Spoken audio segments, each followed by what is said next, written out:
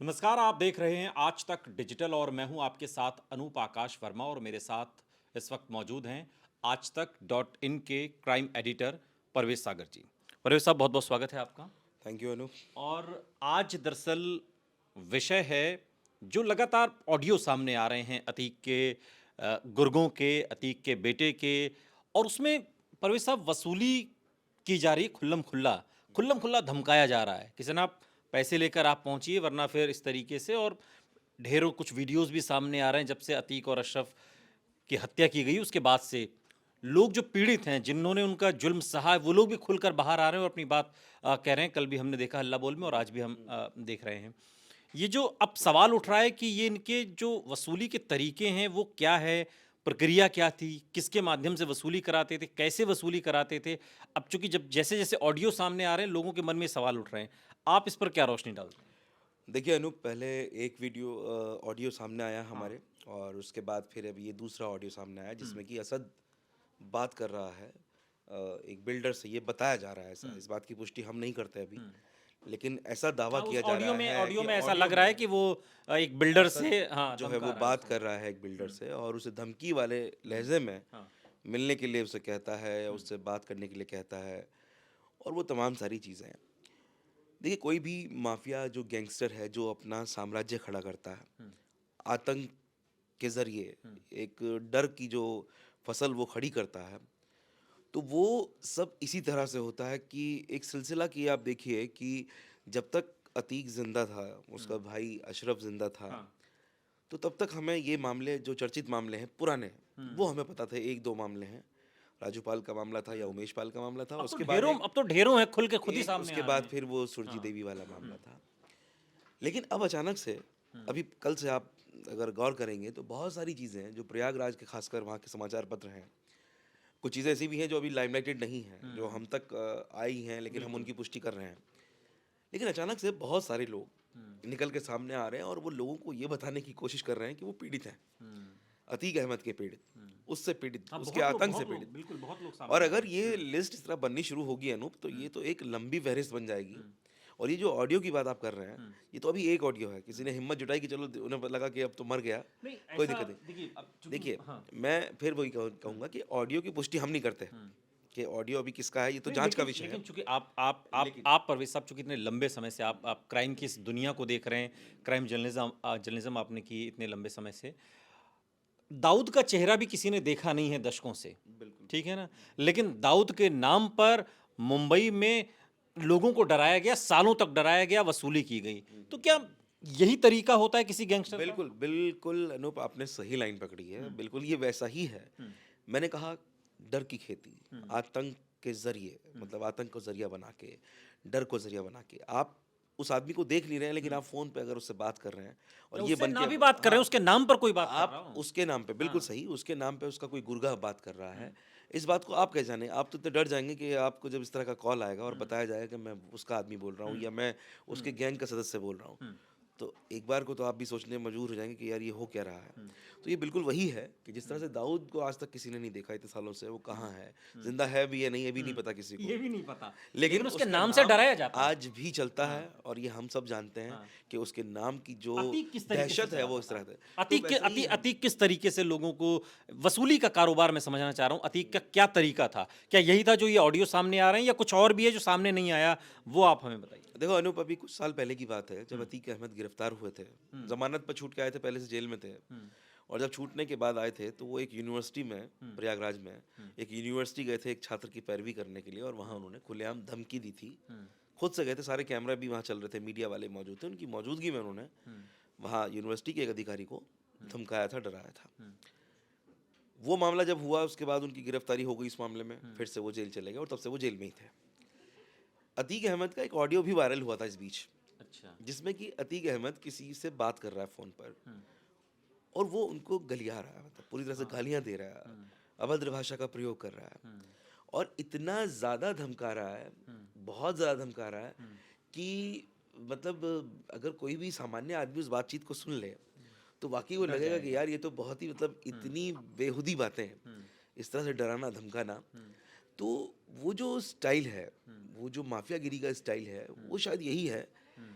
कि आप अपनी आवाज़, अपने अंदाज़ को इतना ज़्यादा खूंखार बना दो कि अच्छा सुनने वाला उससे दहशत में ये मर जाए। ये सबका कॉमन है। बिल्कुल, ये हर कॉमन है। हैं? ये अपराधियों का कॉमन है, ख़ासकर ऐसे गैंगस्टर का जिनका नाम चलता है। हुँ, तो उनके लिए ये कॉमन है कि वो कॉल करके ही, आप जैसे एग्ज़ाम्पल के तौर पे दिल्ली के इतने सारे ये जो गैंगस्टर हैं, तिहाड़ जेल में बैठ के अपनी गैंग चला रहे हैं, हुँ, जिनका कोई कुछ नहीं कर पा रहा है। एनआईए भी उनके साथ उनकी जाँच में लगी हुई है, उनके साथ तरह-तरह की पूछताछ की जा चुकी है, सब चीज़ें हो रही हैं। लेकिन लॉरेंस बिश्नोई जैसे लोग बिल्कुल, या नीरज भवाना जैसे बिल्कुल। लोग जो हैं, ये बैठे हैं और देखिए अभी तिहाड़ जेल में गैंगस्टर का मर्डर हो जाता है।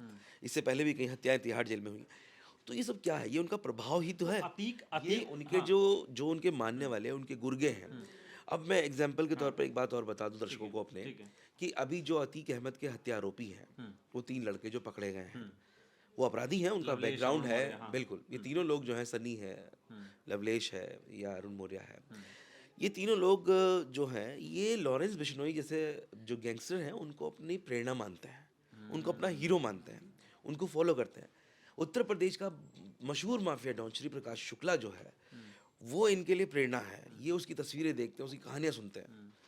तो इस तरह की प्रेरणा जब ये लोग ले रहे हैं, उसे हीरो मान रहे हैं अपना, तो कहीं न कहीं ये बात बिल्कुल तय है कि उनका जो खौफ, उनका दहशत है, उन्हें पता है कितना चलता है। आज इसके पीछे देखिए क्या साजिश है, ये सब अंडर इन्वेस्टिगेशन है। साजिश की तह तक जाने का काम पुलिस कर रही है, जाँच एजेंसियाँ कर रही हैं। लेकिन अनूप, वो जो दहशत वाला मामला है, वो समझ चुके हैं कि वो जो दहशत है वो बड़ी काम आती है। लेकिन अतीक किस तरीके से करता था? अतीक के क्या जो लड़के थे, जैसे कि असद का ऑडियो सामने आया है, ये कौन चलाता था? ये वसूली का गैंग कौन चलाता था? और इसके तरीके और क्या-क्या थे? मान लीजिए चुनाव हो रहा है तो उसमें क्या तरीका है सहयोग लेने का या जो भी तरीका होता है? या कोई बिल्डिंग बना रहा है, कोई घर बना रहा है या किसी खाली ज़मीन पर कब्ज़ा करना है, सरकारी ज़मीन पे कब्ज़ा करना है, तो अतीक के क्या तरीके थे?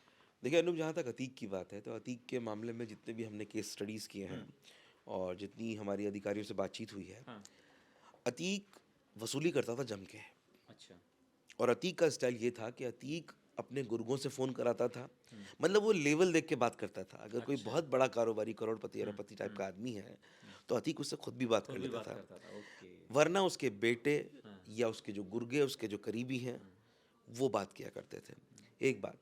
दूसरी बात, आपने कहा किस तरह से करता था, तो मैं आपको वो बता दूँ किस तरह से करता है, वो वाक़ई बड़ा दिलचस्प है।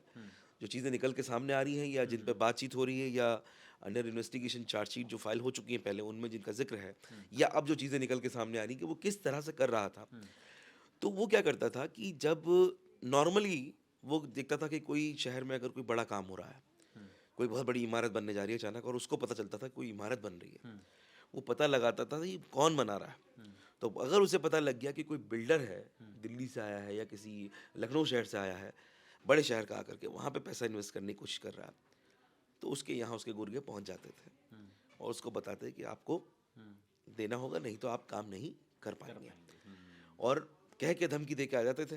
अगर वो दे दे ठीक है, नहीं उसके बाद फिर उसके बाद सिलसिला शुरू होता था फ़ोन कॉल्स का।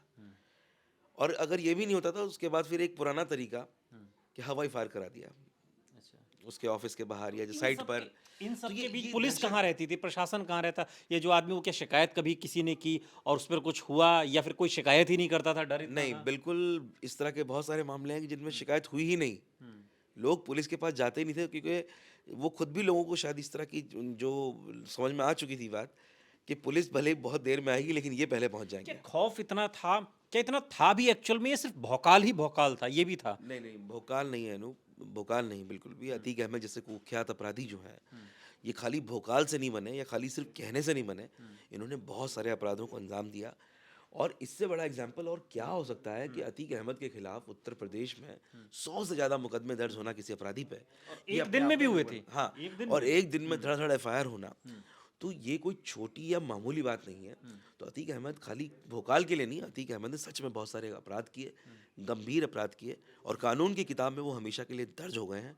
अतीक आज जिंदा है या नहीं है, वो अलग बात है, लेकिन वो जो उसने कुकर्म किए हैं, वो हमेशा के लिए लोगों के जहन में बसे रहेंगे और कानून की किताब में भी जिंदा रहेंगे। अच्छा, ये जो लोग निकल कर अब सामने आ रहे हैं और अपनी कहानी बता रहे हैं, इससे अब इसमें क्या हो सकता है? क्या अब जैसे फॉर एग्ज़ाम्पल कल एक महिला अपने हल्ला बोल कार्यक्रम में ही आईं, उनको हमने आज तक डिजिटल पे भी उनका वीडियो चलाया। वो कह रही हैं कि साहब मुझे न्याय दिलवा दो, मेरी ज़मीनें वापस दिलवा दो।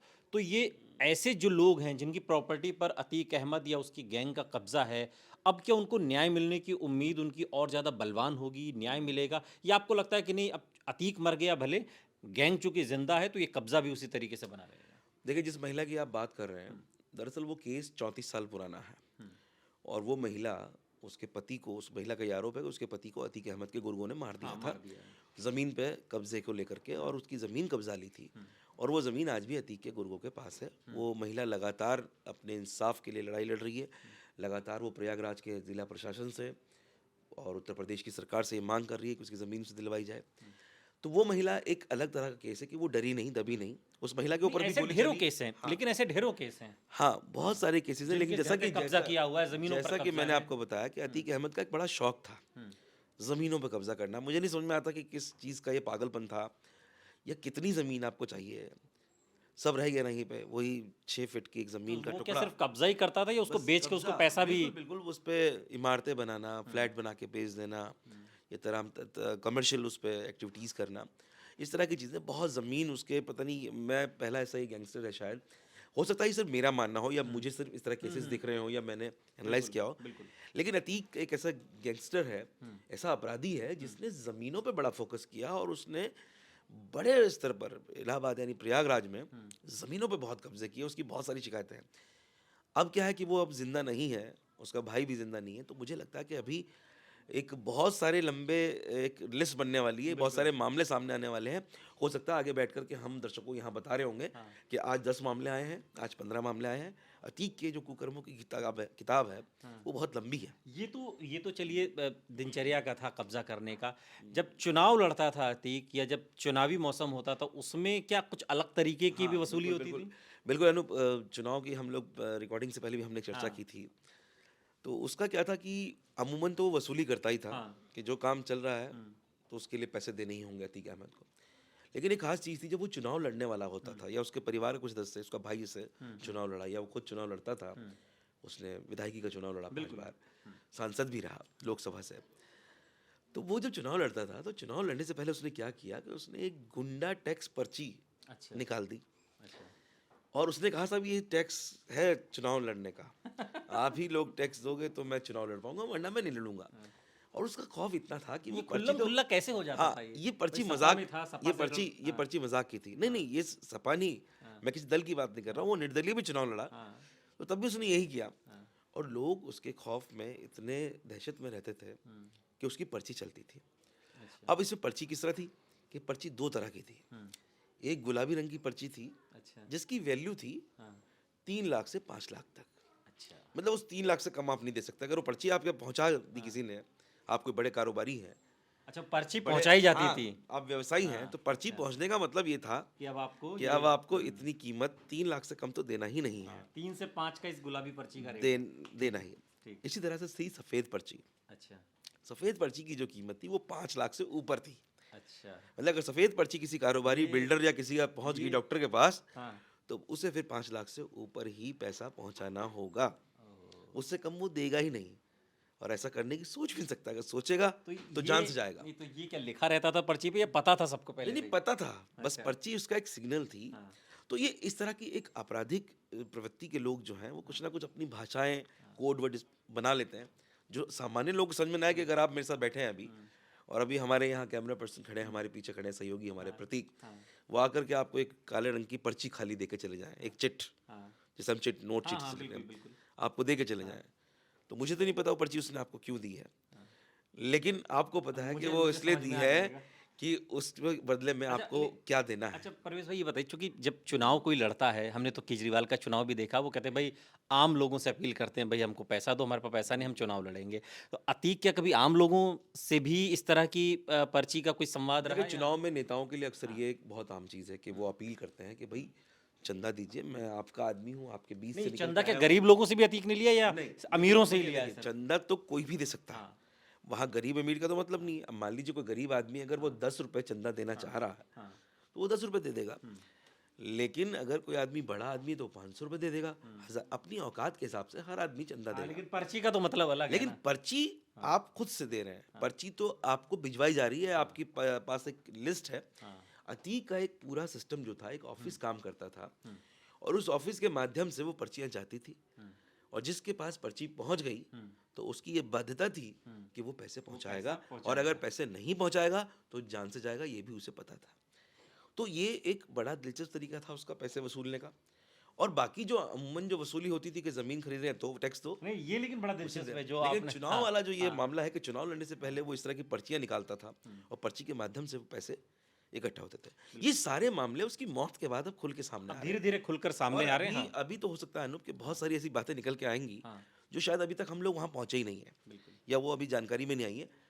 अंडर इन्वेस्टिगेशन मामला है, चीज़ें चल रही हैं और बड़ा लंबा इतिहास है। मुझे लगता है इतनी आसानी से चीज़ें खत्म बिल्कुल, नहीं और होंगी। हम करेंगे बात।